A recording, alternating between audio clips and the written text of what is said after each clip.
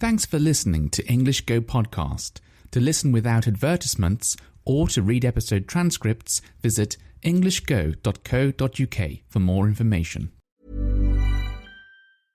Normally, being a little extra might be a bit much, but not when it comes to healthcare. That's why United Healthcare's Health Protector Guard fixed indemnity insurance plans, underwritten by Golden Rule Insurance Company, supplement your primary plan so you manage out-of-pocket costs. Learn more at uh1.com. There's never been a faster or easier way to start your weight loss journey than with PlushCare. PlushCare accepts most insurance plans and gives you online access to board-certified physicians who can prescribe FDA-approved weight loss medications like Wegovy and Zepbound for those who qualify. Take charge of your health and speak with a board-certified physician about a weight loss plan that's right for you. Get started today at plushcare.com/weight loss. That's plushcare.com/weight loss. plushcare.com/weight loss. Many of us have those stubborn pounds that seem impossible to lose, no matter how good we eat or how hard we work out. My solution is PlushCare. PlushCare is a leading telehealth provider with doctors who are there for you day and night to partner with you in your weight loss journey. They can prescribe FDA-approved weight loss medications like Wegovy and Zepbound for those who qualify. Plus, they accept most insurance plans. To get started, visit plushcare.com/weight loss. That's plushcare.com/weight loss. Hello, I've just made a nice cup of tea. It's one of the things that I have no intention of giving up. I have no plans to give up drinking tea just because I have moved to Japan. And luckily enough, I am able to get the same tea bags that I can get or that I normally buy in England, in Japan, through Amazon. And it's weird because it's a special, Japanese version of the packet. It's the same brand. It tastes like the same tea. It might be a slight bit different. I've actually got, when my parents came over, they bought me like a really big, I don't know how many tea bags, about 500 maybe, 600 tea bags, brought over for me, over to me from England. So I could compare them. I could try these Japanese ones and the original British ones and see if there's a difference between them, because sometimes there is. So they're called PG Tips, in case you're interested. That's the tea that I normally drink in England. Maybe you can get it in other countries too. If you can get it in Japan, probably. But yeah, like I say, sometimes the things that you get, like British things that you get in other countries, are a bit different.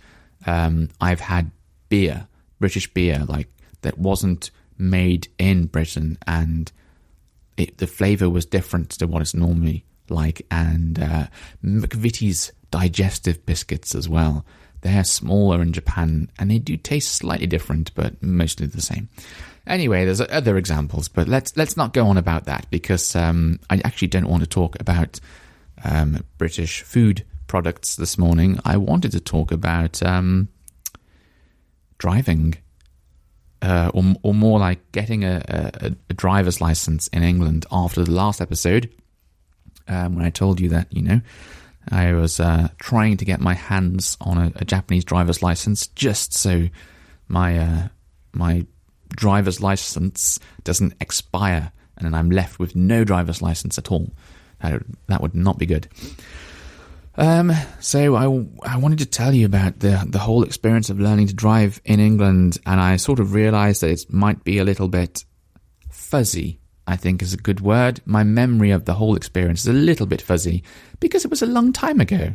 I was, I think I was a teenager when I got my driver's license. You can start learning to drive probably at 17, is it, in the UK? I think you can drive a low-powered motorbike. I think it's at 17, like a scooter, a motor scooter at 17 or something like that. And then I think you can drive a car at the age of 18. So I don't know, maybe I got my driver's license around 18 or 19 or something like that. Actually, I could just work it out because I know the year that I got my driver's license in, but I'm lazy and it's not that important anyway. So yeah, let's just say around 18 or 19. And in order to get it, what most people do in the UK, I don't know if there's any other way of learning to drive. But I think what we all do in the UK is we hire no, actually, there is another way of learning to drive. Okay, so what most people do is they get a teacher. They hire a driving instructor, is what we call them, and that can be anyone. That can be like an independent person, just like one person who set up their own driving instructor school business, or it can be a company that employs like hundreds of driving instructors, driving teachers. I went with an independent driving instructor. This man, I can't remember his name. It was a long time ago. I do remember that he always used to wear sunglasses every single day. I think he wore sunglasses. I don't know why. I never asked him. Anyway, he was a nice chap, a nice fellow. And every week for, I think, almost an entire year, I had driving lessons with him. And I think when some people hear that, like, wow, a whole year, that seems like a long time. But I got the impression that it's quite normal in the UK to spend a long time. If you're just having like one lesson a week, to spend a long time driving having driving lessons. And I said to him that I wanted to become like really comfortable driving a car before I took the lesson, because every time you have the lesson, you have to pay money for the lesson. And so I wanted him to sort of say to me, I think you are ready to take the lesson, and I think you will pass. You know, it'll be pretty easy to pass because you've had so much experience driving, and I'm confident in your ability to pass the test. So I think it was I don't think it was a whole year, but I think it was most of a year I was learning to drive once a week. So maybe I had like 40 lessons or something like that. You can have many lessons in one day. You can have many lessons in 1 week, but this is just the way I did it. And I remember it cost, I think, £20 for a lesson. So like around 40 lessons, £20. You can work out how much in total it cost. So I remember my first lesson pretty well, actually, considering how long ago it was. I remember where he took me to. So what happened was I got in he pulled up outside my house in his like special driving car, like driving instructor car. So I should probably explain first. The driving instructor cars we have, and probably other places in the world have like not two steering wheels, but two sets of pedals. So he could operate the brake and the accelerator pedal. Because we drive manual cars in England, not automatics. There are some automatics, but they're really, really rare. Almost everyone drives a manual car. So he's got three pedals: clutch, accelerator, and brake pedal. And we don't call it the gas pedal because we don't call it gas in England like the Americans do. Gas is something completely different that you use to cook food with. Gas is not petrol. Petrol we put in the car. So anyway, we set off in this special driving instructor modified car, and he was driving in the driver's seat, and he took me to this place that was about 20 minutes away or something, maybe 15 minutes away from my house, and it was just a normal road. But a quiet road, like there were cars on it, but they were all parked, they were stationary, they were not moving, and there were houses all the way along the road. So it wasn't like the countryside or anything. It was just a normal, quiet, suburban road. And we changed over, and then he gave me, told me what to do. And I already knew about the basics of driving a car. I knew what you were supposed to do with the clutch and the accelerator and so on, and the gears and whatnot. But he explained it all to me anyway. And I had to go, and I got the car to move. I can't remember if I stalled the car. Stalling just means like, you do something wrong and the engine stops. I can't remember if I stalled or not, or if I just started going straight away. But anyway, I was driving along this road very slowly, and I thought, this is okay. This is, no problem. Just no cars here. Very relaxing. And then we got to the end of the road, and he said, okay, now just pull out to the right and carry along that road. And I thought, hang on a minute. That road is a real road. That road's got cars on it. I've just been driving for like 1 minute, and now you want me to drive on a real road with real cars?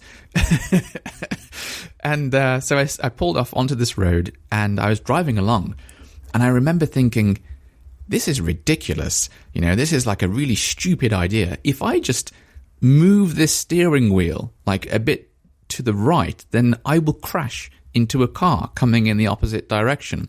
I was thinking, how has this person got so much confidence in my ability to drive after 1 minute?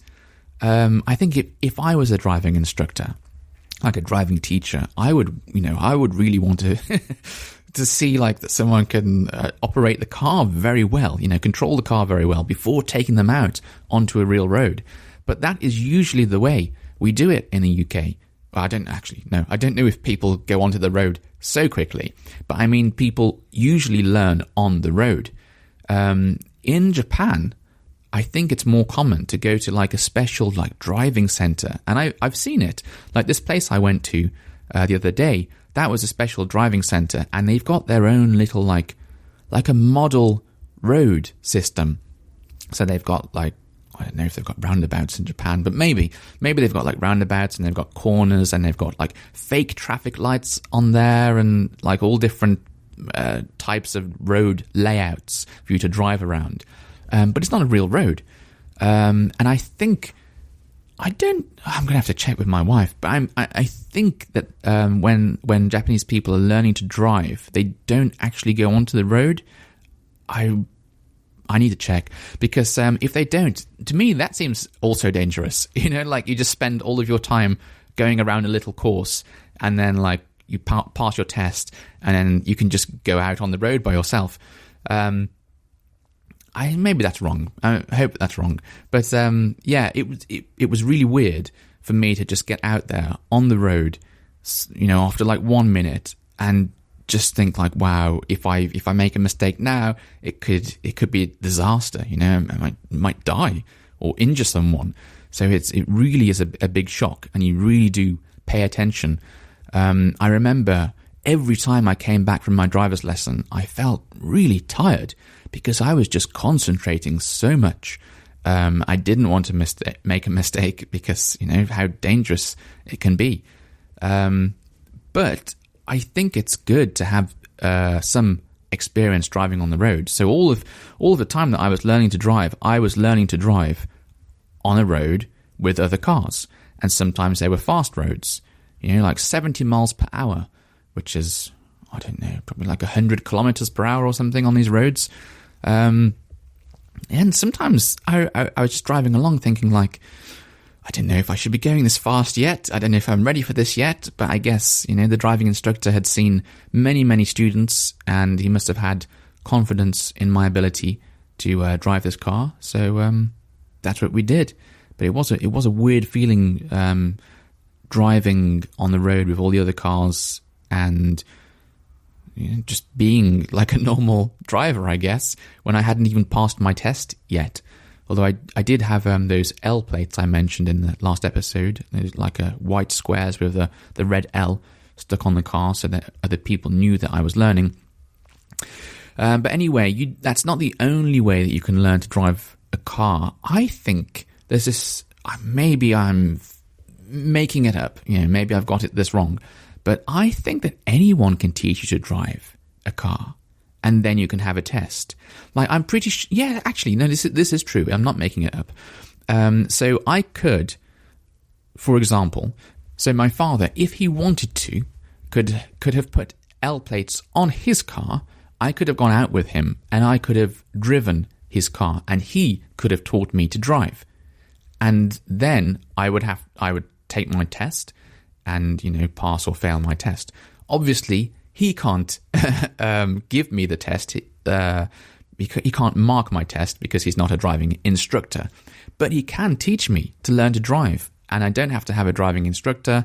And when I'm learning, I can just, have my father or a friend. They have to have the right insurance for their car, the right car insurance. But anyone can teach you to drive, I believe, which I think is really weird. Very strange rule. But yeah, that's the way it is in the UK. I don't know what it's like in other countries. But yeah, I like the idea that you learn to drive on the road with real cars. It's just a bit scary. But I did it. After like almost a year, my driving instructor said to me, you can take the test now. I think you're going to pass it. I'm confident in your ability. And I took the test and I passed it first time, which not everyone does. Quite a few people have to have like a second attempt or a third attempt or so on. So I was quite happy about that. But I do remember on the driving test, I was reversing around a corner and I thought I touched the corner with the wheel of the car, the tyre of the car, which apparently should be like an instant fail. But I didn't. I passed. So I'm not sure if the driving examiner I was with didn't notice this mistake, or maybe I didn't touch the curb, like the edge of the pavement, the curb. I don't know if I didn't touch it, or maybe I just imagined it, or maybe they didn't notice. But I thought, I'm not going to ask. They said like, well done, you've passed, you've got good marks. And I was part of me wanted to say, hang on, but what about that time when I hit the curb with the car, when the tire hit it? But I thought I'm not going to ask, just in case they say, oh yeah, I remember that, you failed. But when I say touched, I mean like just very, very gently touched, not like bang or anything like that, not like hitting it. So maybe it's no problem at all. But yeah, that's pretty much it. That's my learning to drive experience. I think there was one or two times when the driving instructor had to use the brakes because I was turning a corner and I wasn't quite turning quickly enough, and the car was going a bit too quickly around the corner, and so the car was going out into the other side of the road. But there's nothing really eventful, like no serious events happened, just pretty normal learning to drive experience for me. And yeah, it was weird just being reminded about all of this stuff when I went to try and get my license exchanged recently. So with any luck, I will soon be the proud owner of a sort of like beginner's driver's license all over again. And if I do end up getting a car, or perhaps if I borrow my wife's family's car, then I can put these like special beginner stickers on the car, and that will be the first experience I've ever had of doing that. Anyway, if there are any of you out there listening to this podcast who are currently learning to drive, I wish you the best of luck with that. Until next time, bye-bye. A lot can happen in the next 3 years. Like a chatbot may be your new best friend. But what won't change? Needing health insurance. United Healthcare Tri-Term Medical Plans are available for these changing times. Underwritten by Golden Rule Insurance Company, they offer budget-friendly, flexible coverage for people who are in between jobs or missed open enrollment. The plans last nearly 3 years in some states, with access to a nationwide network of doctors and hospitals. So for whatever tomorrow brings, United Healthcare Tri-Term Medical Plans may be for you. Learn more at uh1.com. The mamas, bonus moms, office moms, moms of moms. This Mother's Day, give back to the ones that have given us so much. 1-800-Flowers helps you celebrate all your amazing moms with handmade bouquets, sweet treats, gourmet food, and one-of-a-kind gifts. Ordered easily and delivered fresh. For a limited time, you can save up to 40% off Mother's Day bestsellers at 1-800-Flowers.com/ACAST. Don't wait. Order today and save up to 40% at 1-800-Flowers.com/ACAST. Hey, it's Paige DeSorbo from Giggly Squad. High quality fashion without the price tag. Say hello to Quince. I'm snagging high-end essentials like cozy cashmere sweaters, sleek leather jackets, fine jewelry, and so much more. With Quince being 50 to 80% less than similar brands. And they partner with factories that prioritize safe, ethical, and responsible manufacturing. I love that. Luxury quality within reach. Go to quince.com/style to get free shipping and 365-day returns on your next order. Quince.com/style. Need new glasses or want a fresh new style? Warby Parker has you covered. Glasses start at just $95, including anti-reflective, scratch-resistant prescription lenses that block 100% of UV rays. Every frame's designed in-house with a huge selection of styles for every face shape. And with Warby Parker's free home try-on program, you can order 5 pairs to try at home for free. Shipping is free both ways, too. Go to warbyparker.com/covered to try 5 pairs of frames at home for free. warbyparker.com/covered. The mamas, bonus moms, office moms, moms of moms. This Mother's Day, give back to the ones that have given us so much. 1-800-Flowers helps you celebrate all your amazing moms with handmade bouquets, sweet treats, gourmet food, and one-of-a-kind gifts. Ordered easily and delivered fresh. For a limited time, you can save up to 40% off Mother's Day bestsellers at 1-800-Flowers.com/ACAST. Don't wait. Order today and save up to 40% at 1-800-Flowers.com/ACAST. Thanks for listening until the very end of the show. If you've enjoyed this episode, please give my podcast a rating, or if you have the time, write a review. It's a really nice way of letting me know you enjoy these episodes and encourages me to make more of them for you. Thanks very much and have a lovely day.